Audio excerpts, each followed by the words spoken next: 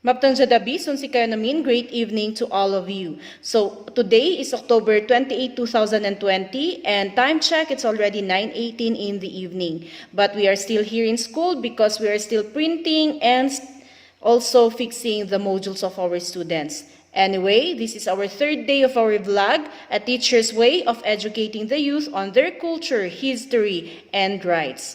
So on our launching last October 25, 2020, Dr. Maria Aplaten gave an introduction about the IPRA law that was further explained by Attorney Charlotte Malakdan Carino on her talk on October 26, 2020. So both of the videos were already uploaded in the YouTube channel, Igorot's Best 2010. So kindly check the said videos and don't forget to subscribe to my channel. Thank you in advance.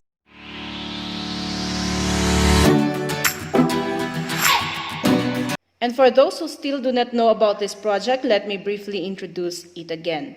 So in October 2020, the National Commission on Indigenous People, or NCIP, and even the Department of Education and other agencies in our country are celebrating the 23rd year of IPRA with the theme Correcting Historical Injustices for Indigenous People's Rights and Welfare. So as a teacher and an advocate of preserving our culture and recognizing the Indigenous people's rights and welfare, I have launched a project entitled Educating the Igorot Youth on Their Rights and Their Culture Amidst the Pandemic Through Social Distance Learning. So this project aims to enlighten our Igorot youth, especially our Bukod youth, on their culture, history, and also their right as Indigenous people. I have invited knowledgeable and experts on the said issues who will be discussing specific topics. We have already started from October 26 until October 30, 2020. So the videos will be uploaded in the social media for the students to watch and for the youth to watch. Further, the said videos will also be saved in the students' flash drive or the USB as commonly used for them to watch in their houses, and the barangays of Bukod will also have a copy of the said videos. So, hutapian to paya man donate para ni flash drive, you are still welcome po. So, you can PM me.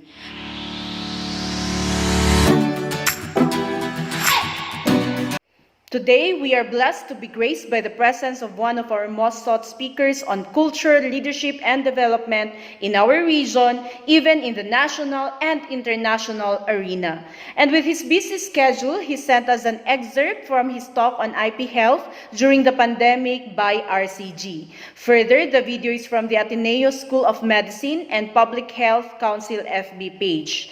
Let us all learn from his talk on the IP Health and COVID response in Cordillera, wherein he also used the AFAG project of our LGU of Bukod, headed by Honorable Thomas K. Wallace Jr. as an example. And I am also proud to say that he is son of our municipality, Bukod, and yes, also Kabayan, nahol ang bungot ikabo dyan. A pure-blooded Igorot who takes pride of his culture and his roots. He is one of the people who inspired me to live life with a purpose, passion, and dedication. Further, he is also our mentor and a very reliable friend in the outstanding students of Cordillera Administrative Region Alumni Community Incorporated. He has so much awards, accomplishments, and works that would take hours for me to read. Actually, he asked me to just introduce him with a one-line intro, pero nahirapan po ako.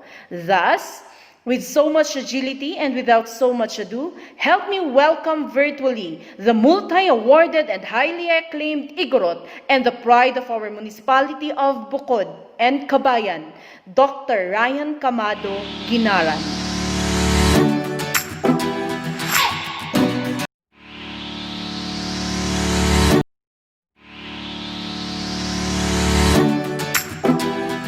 So, having said that, no, sabi ko nga, I want to be sane a bit ngayon. Ang daming mga dahilan para tayo ay malungkot sa karanasan natin bilang indigenous peoples o pambansang minorya, lalo na sa epekto ng COVID sa atin. Ngunit gusto kong i-share ito, no, sa Cordillera. yung karanasan natin na yung on a positive note. Problema kasi minsan pag pinag-uusapan ang pambansang minorya, indigenous peoples, no, makinig kayo paulit-ulit minsan sa mga PIR, sa mga implementation reviews, sa evaluation reviews. Pag pinag-uusapan natin ang mga health statistics, minsan mga program managers sabihin nila, no, pag may mababa ang performance, o bakit mababa ang performance dyan? Bakit mababa yung performance dito? Minsan na nagiging dahilan para siyang nagiging wastebasket diagnosis ay secondary to culture. No? Secondary to culture. Kasi yung mga indigenous peoples, hindi sila naniniwala sa ganito. Nagiging negative na lang lagi ang ascription, no? Sa indigenous peoples when it comes to health. Kaya gusto kong i-share lang ito, mabilisan lang, siguro 10 minutes, 15 minutes. Patungkol naman sa ano yung mga positive aspects of culture which helped in our COVID response, especially here in the Cordilleras. So, pasensya po, medyo Cordillera yung i-share ko na mga karanasan. Ang hirap din kasi mag-generalize, no? Kasi yun, when you do IP health programs, it must be very culture specific and culture sensitive. You cannot stereotype. Of course, you can generalize at some point, but you have to try to tailor fit and target programs. So, ito specific sa Cordillera, but of course may pagkakaiba din sa ibang pambansang minorya, kultura ng pambansang minorya. 3 personal reflections for me this time for the past 6-7 months. Ang pinaka nagustuhan ko bilang isang indigenous person ay this tatlo, sense of wholeness na napapakita, kabuuan, no? May konsepto ng buo, the sense of balance and harmony, and the sense of resiliency. Sa COVID, nawawala itong mga senses ng pang-amoy, panlasa, pero dito sa Cordillera, itong tatlong sense na to ay mas na-heighten, ano? mas lumakas ngayon bilang response sa COVID.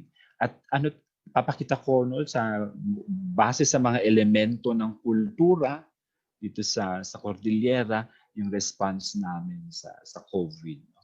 Na nagpapakita ng sense of wholeness, buo pa rin ang approach, no, ang estratehiya, may balanse, no. Makikita natin pa rin doon yung importansya ng nature and good relationships with others and the sense of resiliency, how we capitalized on our cultural capital or culture to tide in this COVID response. Okay. So pinakauna siguro ay ating mga belief systems, ating mga values, no? Based on our culture, I'd like to run down on elements of culture that were manifested in our COVID response. So sa value, sa belief system, meron kaming konsepto ng inayan, no?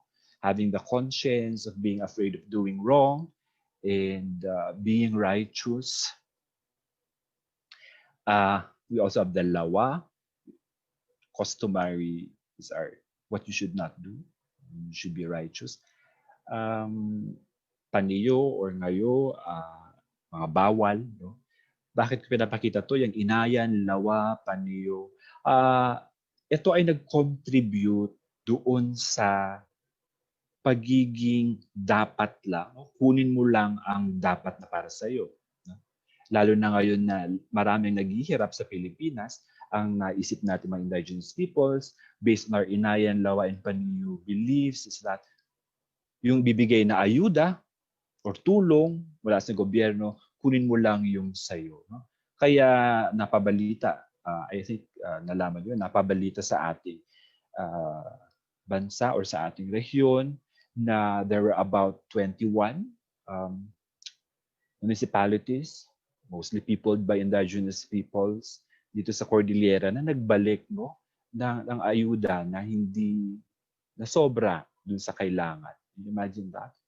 And when you look at what municipalities these were, for example, Mayuyaw and Sadanga, and the 21 municipalities, mayaman ba sila para magsole ng ayuda? No?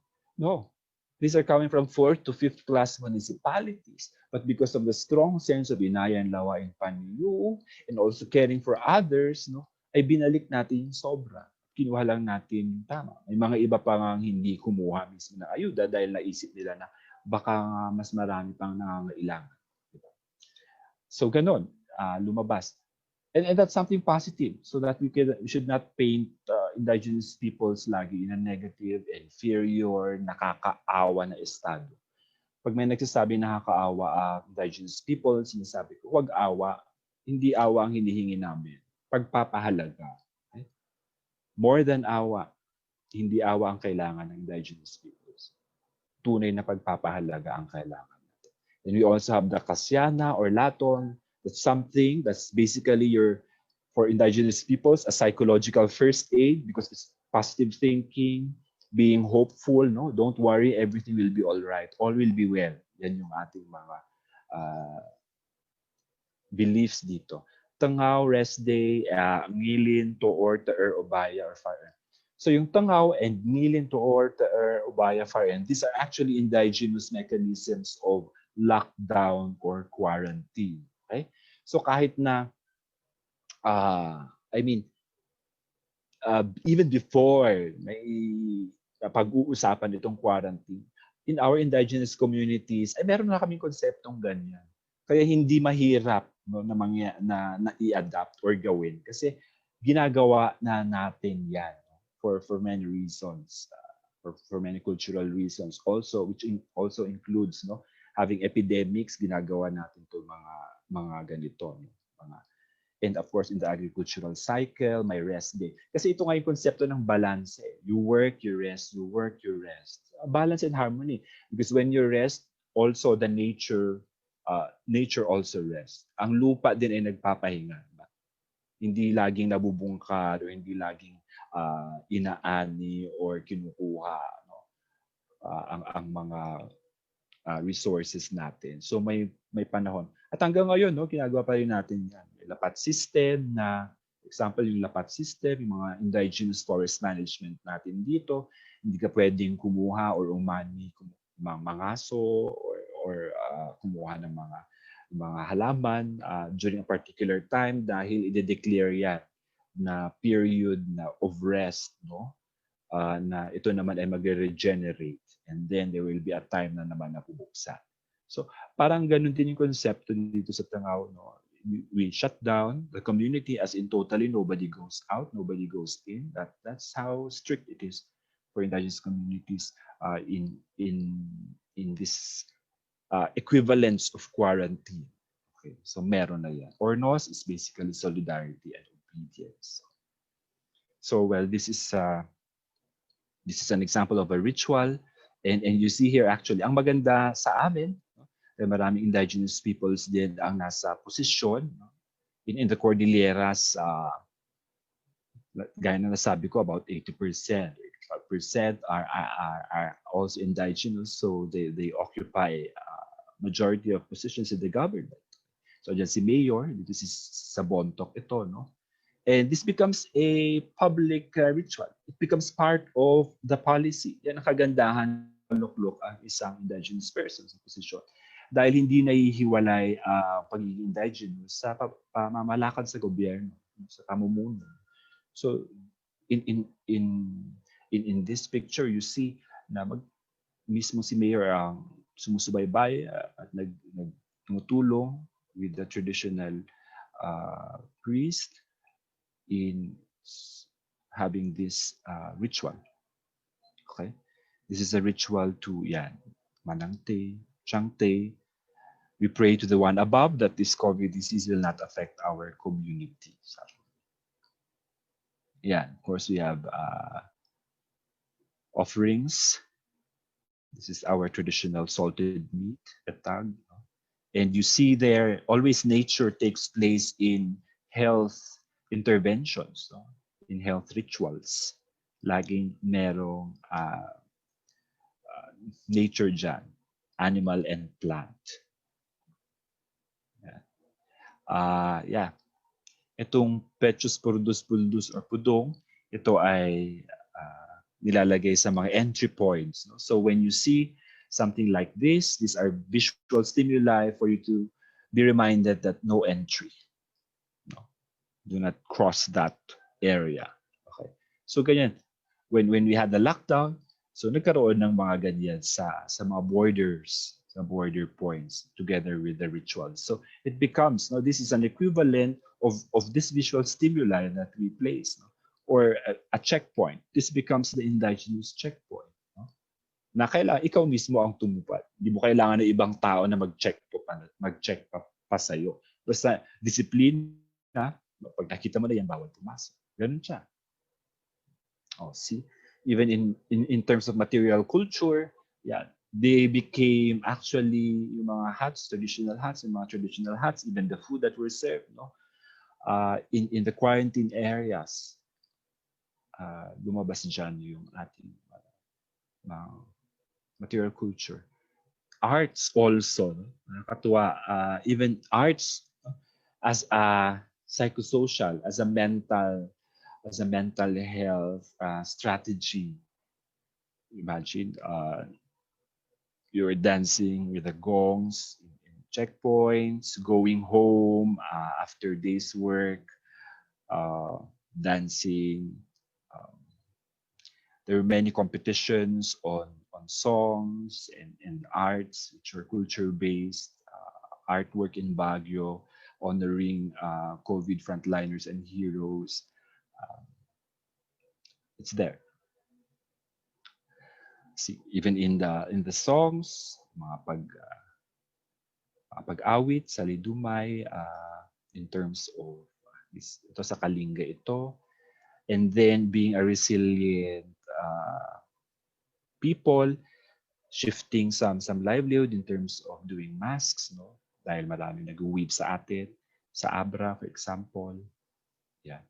Isang issue dito yung ekonomiya, no? There were a lot of restrictions, and then the demand was down. Ito pinaka talaga nakakalungkot, no? Mas lalong maraming nalubog sa utang na mga farmers. Bagsak na bagsak ang presyo, kaya instead of transporting it, no? Ang daming away sa Facebook dito eh. Instead of transporting it to the trading post where it will be sold, mas gagastos ka pa. Bagsak na ang presyo doon. I-transport mo pa, lalong mas maluwi ka. So, they would, yan. And there are no post-harvest processing industries. No? At, so ang daming bumagsak hanggang ngayon. Ganito pa yung nangyayari. Paulit-ulit na lang na nalubog sa utang ang ating mga farmers. And that's very, very sad.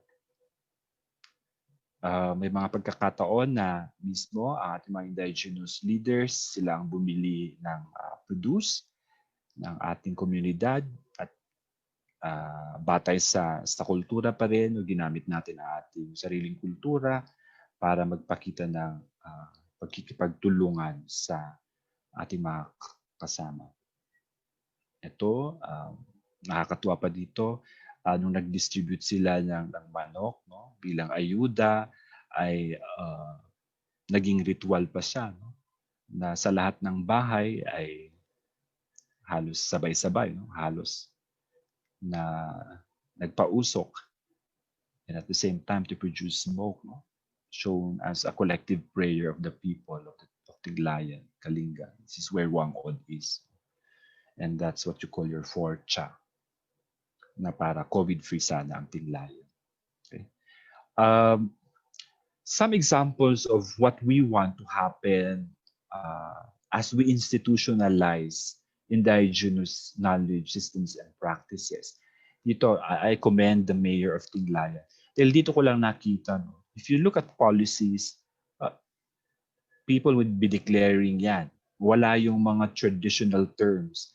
Pero itong executive order ni Mayor, he really emphasized the recognition of the traditional toor or the quarantine or the lockdown. That's your traditional toor. No? So yan ang ginamit niya mismo sa executive order niya.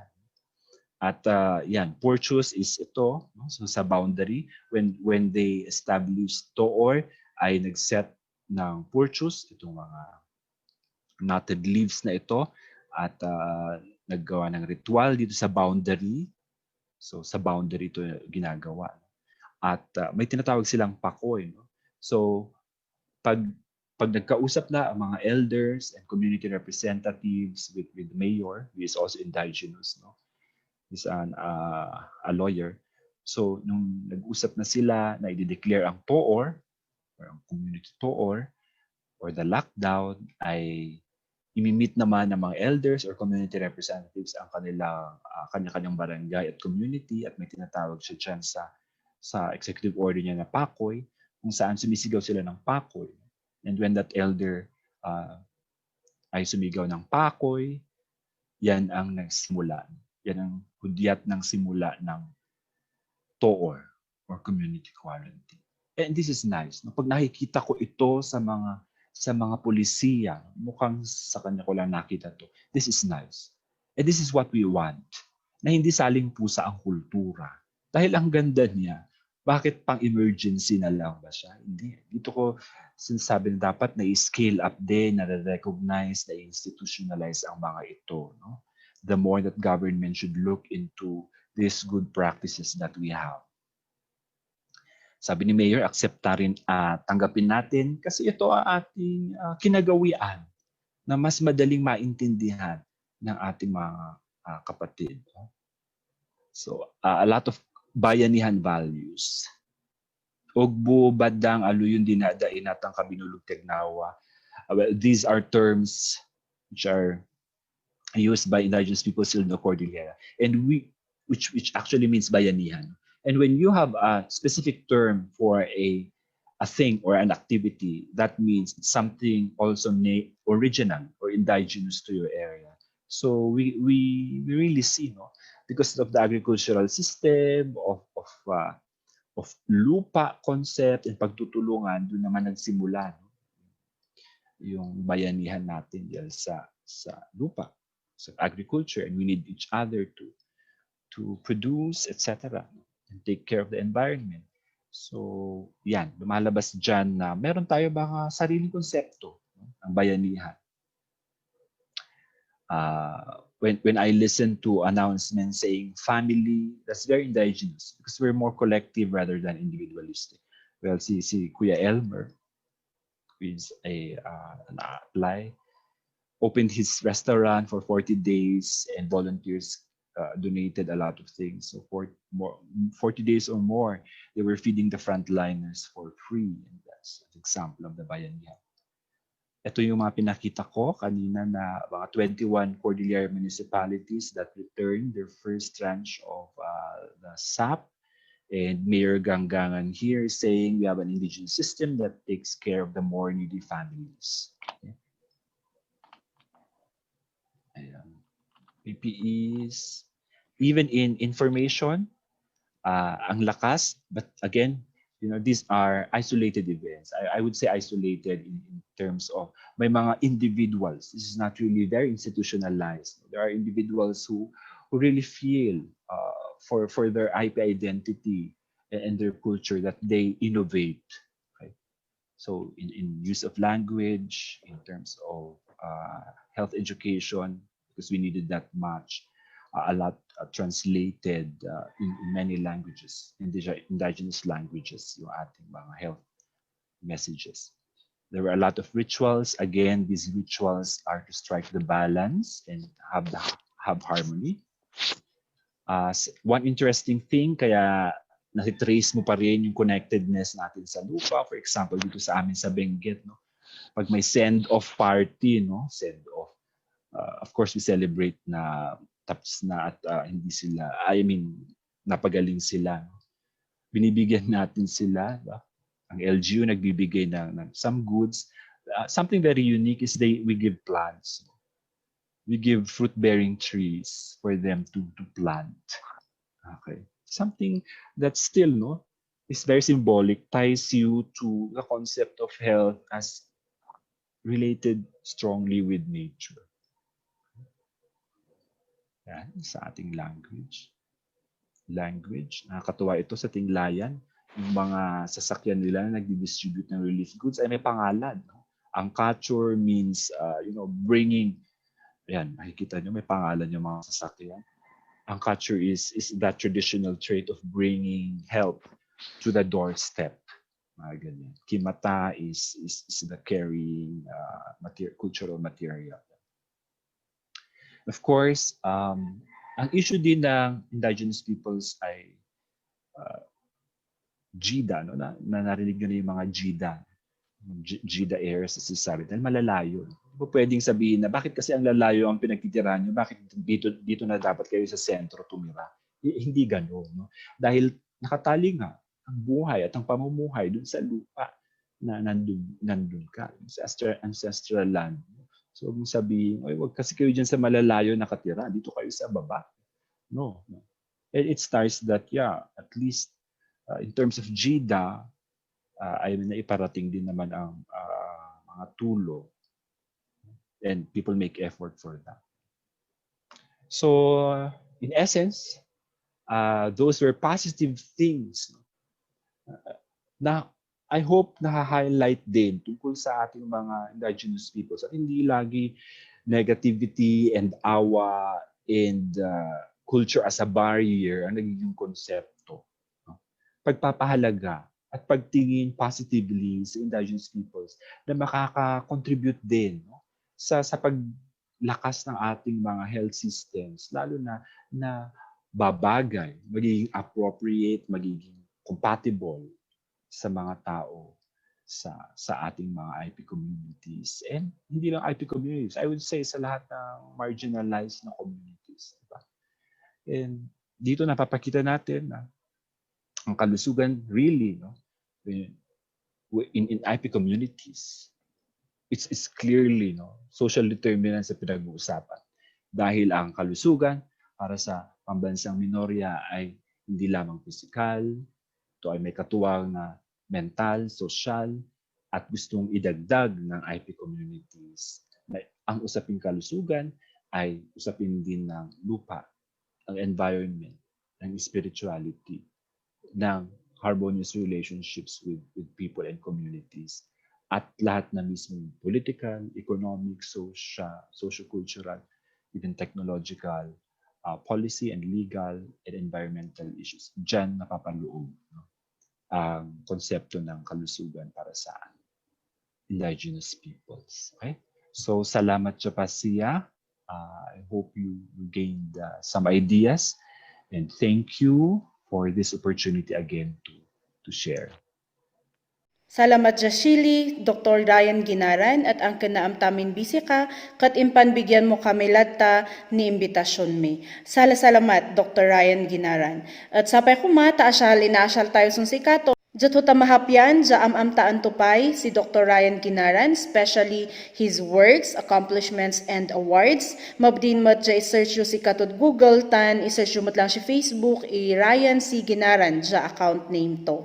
Jat hatan bangat nga rod ni man ja madbi at sapay kumata nan asyal kayo, tan na-inspire, tan na-motivate kayo, sayno amamtaan tayo kultura tayo, asyalan tayo kultura tayo, tan sapay kumango taamtaan tayo nung anto karbangan tayo as member of the indigenous people. Jat hatan nga di man bangata madabi, salamat muan ni oras, jo ja impambuyad jo, tan impangkaidang jo ni Aija vlog tayo. Jat mapakarak nga rod, si Kaksi Jubel Anselmo Batanes, siya Daklan National High School, Daklan Bukod Benguet, salamat and good night and God bless.